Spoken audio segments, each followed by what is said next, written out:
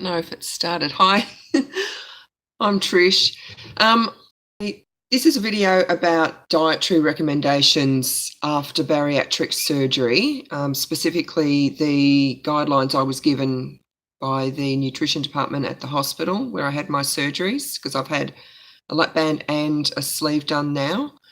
I will say straight up, I'm not a dietitian, I'm not a nutritionist, but I am a person who has been 170 kilos and went on to lose 85 kilos. So I have some real life experience there in how how super morbidly obese people eat and how they think about food, and so I think that gives me a little bit of knowledge. And I also know how I lost the weight initially. Now, just quickly, my story over the last 6 or 7 years, my highest weight was 170.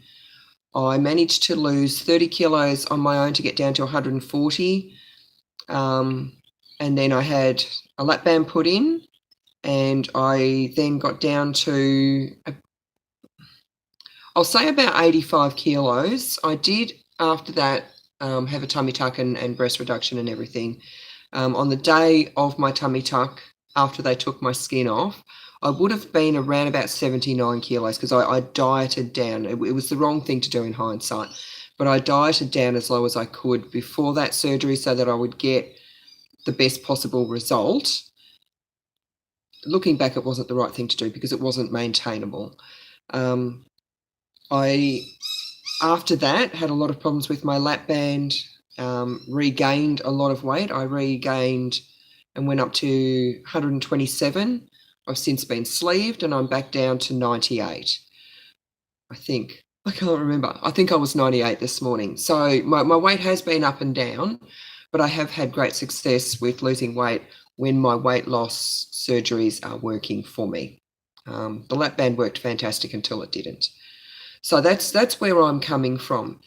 Now, I'm going to be using the guidelines that the hospital gave to me after my sleeve surgery, because honestly, I don't know where my lap band ones were, but I don't think it would be terribly different with the types of foods that they're giving. But this one does specifically relate to sleeve gastrectomy. And I'm going to go through that because there's a lot of recommendations they have within these guidelines, and I don't know if it's hospital specific. I don't know if all hospitals have these same guidelines, but I'm not happy with these ones in parts. For a lot of it, it's very, very good, but there are issues that I have with it, just from my own experiences. So I'll go over that. That's someone walking their dog behind my house, if you heard that. What have we got? Now, straight up, their first stage is in the hospital. When you're first in the hospital and you've just had your surgery, so it's just for the first day or two, until you know that your sleeve is working properly. They say you can have clear fluids, including clear broth, diabetic jelly, apple juice, black tea and coffee.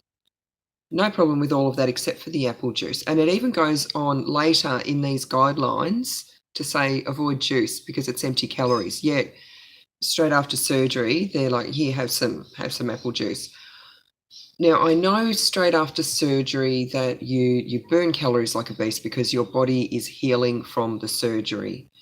But I don't think, I think straight after that surgery, because you've just done OptiFast, or, I didn't do OptiFast for my sleeve. I did a very strict keto diet, which worked just as fine as OptiFast, and I didn't get sick. People who are at the stage where they need to have bariatric surgery got that way, it largely in part because their diet is very, very poor. They have some very bad habits when it comes to eating, and a lot of that is, except that OptiFast is extremely high in sugar, the 2 weeks or the month or however long you have to do the pre-op diet, that is a good chance to learn to begin learning some new, healthier dietary habits. So then, to go 2 weeks or 4 weeks or however long without having any juice or anything like that, and then straight after surgery, they're giving you juice. It's empty calories. It's not a good idea, I don't think. I think the apple juice could very easily be replaced with protein water. No sugar in that. It's clear and it's got protein in it. There's no protein in apple juice, or very, very teeny tiny little bit. That was my first beef. And I would like to see this system changed. I really would. Stage 2, you go on to free fluids for 2 weeks. So like basically any fluids you want. And they say to drink no more than half a cup of fluid at a time, and all that sort of thing. Minimum 1.5 litres of fluids per day. But they also want you to have things, or they recommend that you have low-fat milk. If you like the taste of low-fat milk, have the low-fat milk. I don't like the taste of low-fat milk, and I don't believe that full-fat products are going to make you fat unless you eat them in excessive amounts. Then, tea, coffee, smooth soup, diabetic jelly, they're all fine. They also recommend Optifast, which I guess it's an option because it's nutritionally complete, but I really have a beef with Optifast and, all of them. The, what's it called? Slim something or something slim, Terry White, all the rest of them, because they're so high in sugar. They've actually, Optifast has got added fructose in it. But they also recommend diet custard and diet yogurt. I don't understand why. If you have a look at the ingredients on diet custard and diet yogurt, they have sugar added. Sure, they're low in fat, but they're high in sugar. You're much better off, and I lost half my body weight doing this, much better off to, number one, don't eat custard unless you want to make it up without putting sugar in. And I'm not talking about buying the carton of custard at the supermarket, which is what I did after I had my lap band because I didn't know how bad sugar was back then. I don't buy it now. And I have tried making custard at home, either with the powdered mix with no sugar. It doesn't taste very nice. Or I've made my own custard from scratch with egg yolks and milk. But again, without the sugar, it tastes like garbage. So I just don't eat custard anymore. And diet yogurt, if you have a look at the ingredients in diet yogurt, for the most part, there are some brands of diet yogurt that don't have added sugar, but most of them have added sugar. So you're much better off to eat the full fat yogurt and not have the sugar. Fat's not going to kill you. Sugar's really bad for you. Unless you can find the diet yogurts that don't have the added sugar, but then a lot of them have got stevia. I find they taste like poison to me. But if you like the taste of stevia, plenty of people do. I don't. So that was another beef I had with it. Then they go on to a sample meal plan for the free fluids. It's got, breakfast, morning tea, lunch, afternoon tea, dinner, supper. Most of the options there, other than my beef with the low-fat stuff, is okay, 100 mils of Optifast made with low-fat milk, or low-fat milk. I'm not sure if that's made with low-fat milk or like choosing between the two. 100 grams of low-fat yogurt, diet jelly, diet custard, all the things that were on that list. But then it says supper, Milo made with low-fat milk. I've got big beef with that. A lot of people think Milo is good for them because it's got protein in it, or it's like touted as a healthy drink. It's not. It's just full of sugar. And you tell a person who has battled with their weight for probably most of their life that they can have a Milo every night after dinner, we all know what's going to happen. We all know how we make Milo. Even people who aren't really obese make Milo like crazy people. You just shovel it all in and make a paste and whatever. There's no such thing as like one, sensible teaspoon of Milo. It's to me, it's absolute madness to tell a person who needs to make healthy changes that they can, especially in that initial post-op period when you really need to clamp down and change your habits and change them forever. It doesn't mean that you're never going to be able to eat Milo or like drink Milo. No, actually eat Milo, because that's what I used to do. It doesn't mean you can never have treats again, but in that initial period when you've got to retrain yourself to eat healthy and sensibly, Milo's a really bad idea. It's a red rag to a bull. I don't believe that should be on there. If they want you to have supper, what I have for supper, like supper, if I want something after dinner, is, well, now because I can eat whatever I want, I have ricotta and fruit, not Milo. Why don't they say something healthier, just like a plain glass of milk or something if they want you to get your protein in, or a smoothie made with milk and fruit. That would be much healthier, much healthier. Then they go on to talk about stage 3, which is the smooth puree diet for the following 2 weeks. Now, a lot of the, you can see, I'll just show you quickly here. You can see how much I've actually crossed off that list. A couple of things on there are just things that I don't like they recommended semolina with milk or sago and tapioca puddings, that sort of thing. I don't like those, so I that's why they're crossed off. But then they've got a lot of other things like mashed potato. I don't touch potato. Even now, I don't touch potato. There's no reason to eat it when you could instead have sweet potato or even pumpkin, which are still quite carby, but at least they've got some nutritional value in them. Potatoes it's got lots of fibre, it's got lots of vitamin C, but I don't believe that should be on the list. People need to, I believe, get out of the habit of just have it, because this is what I used to do when I was a big girl. Potato, bread, rice, pasta or noodles with every meal. I wouldn't eat a meal without those things in it.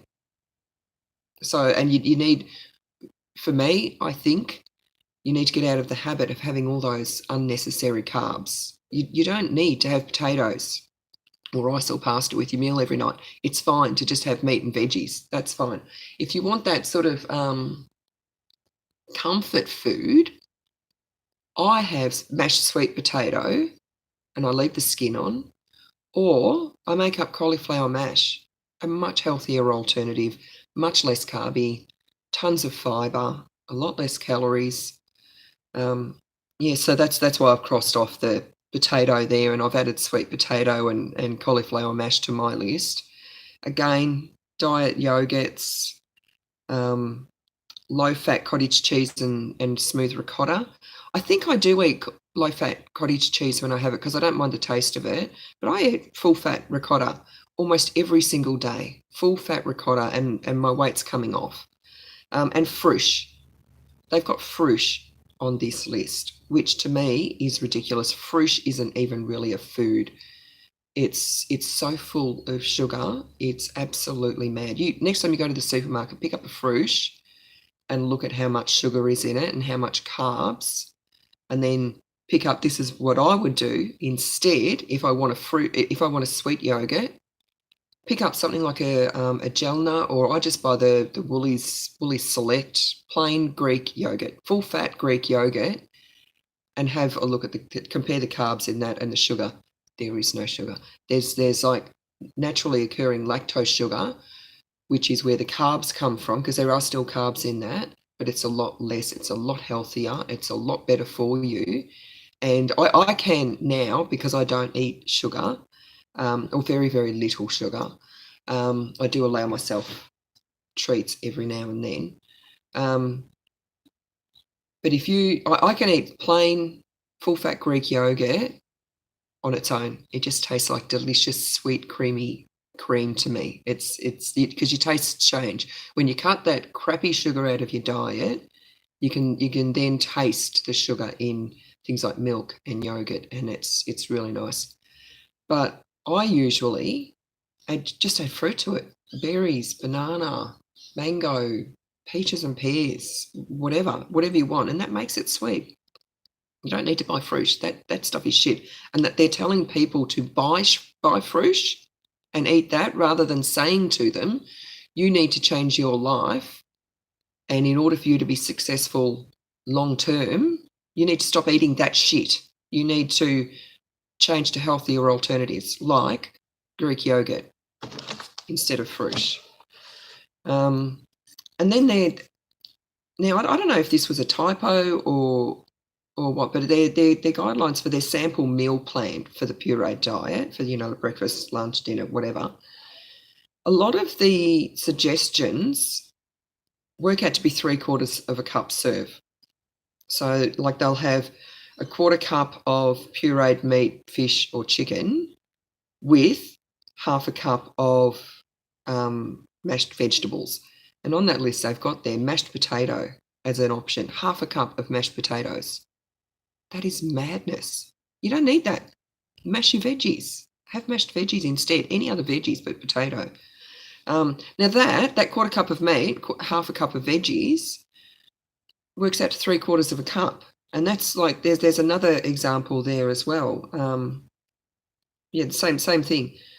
Pureed casserole, stew, or mornay, 3/4 of a cup. And then at the bottom is written 1/2 cup portion size. So what is it? Is it 3/4 of a cup?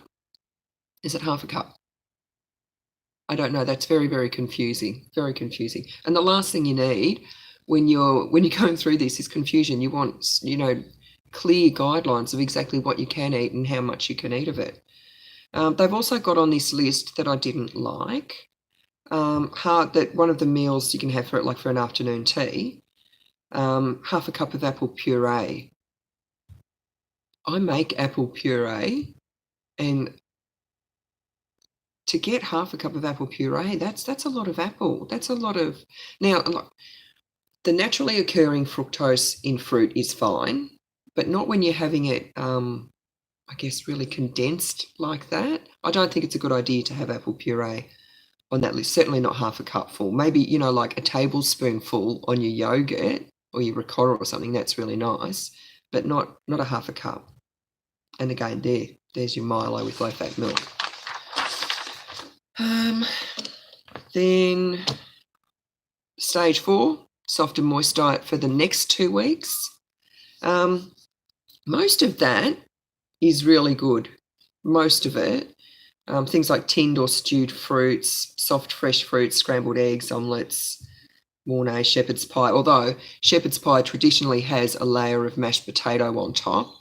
I don't make mine like that. I put a layer of cauliflower mash on top. Delicious, healthier. Fruit smoothies.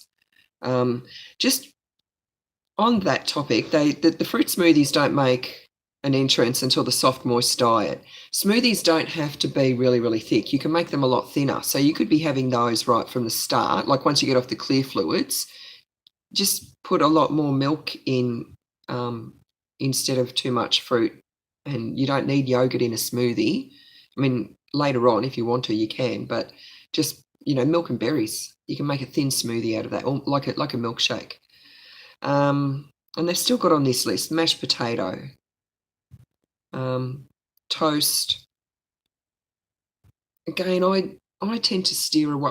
Now I'm about, I think I'm about 2.5, 3 months or something out from my surgery. I had it in May, June, July, August, September, 4.5 months out. I do have, if I go out, sometimes I have a toasted ham and cheese sandwich, or I'll have a Reuben sandwich, but I don't buy bread to have at home. It's not a standard thing I have. I do have at the moment 1/2 of an English muffin each day with a bit of avocado and cheese. But I'm not eating sandwiches and stuff all the time. And I buy muffins rather than bread because they've got a little bit less carbs in them. But they've also got on here pasta dishes with sauce, rice dishes, and again with the low-fat custards and yogurts. They've got baked beans. That's really good. They've got quiche there, quiche and frittata. I would just be putting the frittata there, or specifying a crustless quiche. You don't need all those extra carbs when you're trying to lose weight, and I think it's a bad habit to get into. Low-fat soft cheeses. I eat whatever cheese I want. I eat. I'm eating low-fat Swiss cheese at the moment because it tastes okay. I do eat low-fat cottage cheese, as I said, but I eat full-fat ricotta. And if I want a soft cheese like brie or camembert, I just eat the full-fat stuff, and I just don't eat tons of it. And then, their sample meal plan for the soft, moist diet. Then you go back to 3 meals a day. Maximum portion size is a cup. All of that seems really good, except for, the low-fat stuff and the half a cup of cooked pasta bake. Why? Why are they encouraging people to eat a pasta-based meal or a rice dish meal? You don't need that. Even if you're having a casserole, you don't need to have it with rice or pasta. You just don't. Anything that you would normally have bread, rice, or pasta with, have it with spinach instead. Try it. Try, if you're having spaghetti bolognese, instead of having the pasta, just put it on some spinach. If you're having poached eggs with, bacon and a bit of parmesan, don't put it on toast. Put it on spinach. It's really, really nice. They need to try to change people's mindsets on how they eat and the sorts of foods they eat. Yeah, and then it just talks about healthy eating. So they say low-fat milk and dairy products. I don't believe in low-fat, unless you like the taste, unless, to keep calories down. But if you want that taste, plus also fat fills you up and keeps you satisfied for a long time. Lean meat, fish, poultry, eggs, that's all really great. Although I will say with the lean meat, I won't sit down and eat a steak with like a great big rim of fat on it. And if I have bacon, I trim the fat off before I cook it. But I have lost phenomenal amounts of weight eating chuck steak, and that is like a very marbled meat. And the fat, it's delicious. It cooks into the meat and makes it really, really tender. So, and I eat chicken skin all the time. If I get a roast chicken from the supermarket, I will eat the skin off that chicken. No qualms about that at all, and I still lose weight. So I don't go too nuts on the fat, but I don't worry about it too much. If there's a bit of fat in my food, in my meats, I don't care. I eat when I have salmon, I leave the skin on because it's so delicious. And the best part of the salmon is just under, like the healthiest part is just under the skin in that brown fat area. I eat the skin on my salmon. It's the best part of the salmon. I love it. And then whole grain breads and cereals. Again, I don't think they should be encouraging people to eat bread as a regular thing. Bread is a treat. Fruits and vegetables, that's really good. It says also important to include healthy fats and oils in limited amounts. I agree with that as well.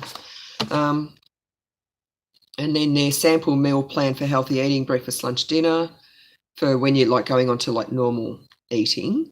Now they've got some really good examples there, like a wheat bix with half a chopped banana. I could never eat half a chopped banana. I couldn't. I ate a quarter to a third of a banana.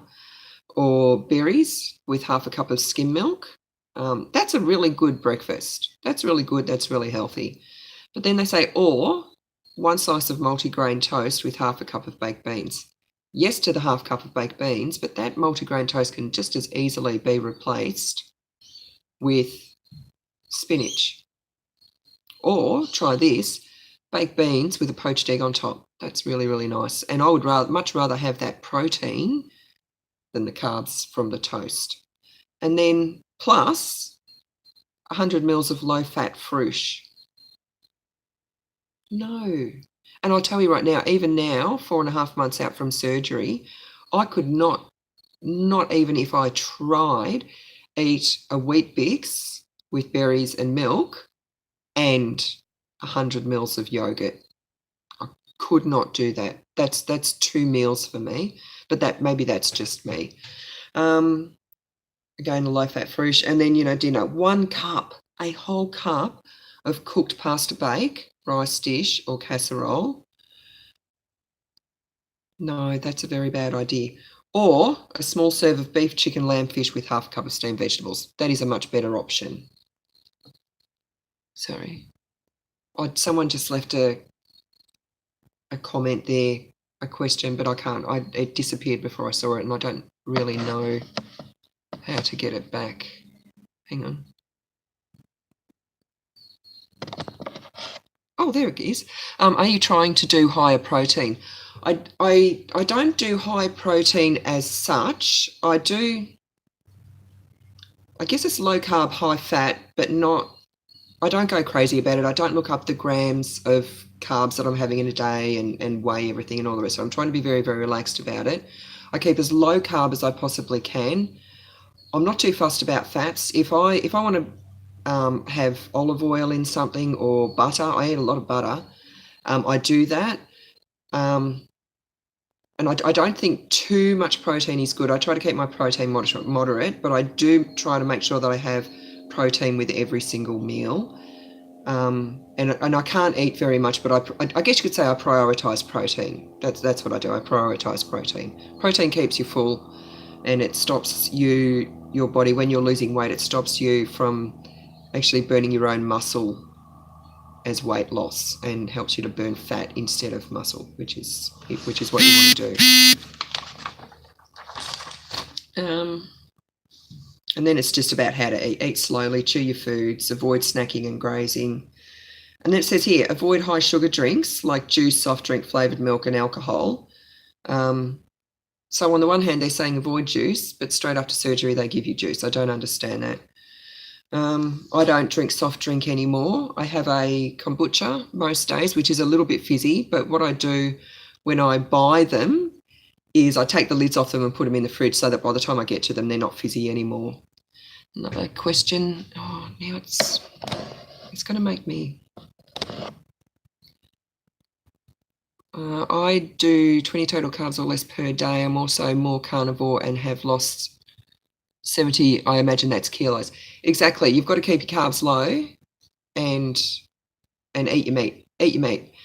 And that will work really well. Maybe it doesn't work like that for everyone, but it works like that for me, and I know plenty of people that it does work for. If you're one of those people who can eat 200 or 300 grams of carbs per day, more luck to you. I wish I was one of them. I love carbs. I love carbs. I could live on bakery food for the rest of my life, but it's poison in my body. So and things like flavoured milk. So I guess it's again, and I've only just noticed this, flavoured milk. Yeah, they're telling you go and have a Milo every night after dinner. No, and alcohol. I do drink a little bit, and with the exception of last weekend where I lost my mind and I don't even know how much I drank. I might have 1 or 2 glasses of wine if I have a drink, or 1 or 2 gin and tonics. And I don't do that every night. I might do that a couple of nights a week, and that's not affecting my weight loss because I'm not being excessive about it. So that's about it. And I talked about the multivitamin in my last video if you want to check out that, if you want some cheap multivitamins. So that's my little critique of the dietary guidelines. And as I said, I'm not a nutritionist, I'm not a dietitian, but I have lost really big numbers and I know what works in my body. I can't speak for anyone else, but maybe this will help other people who need to do the same thing.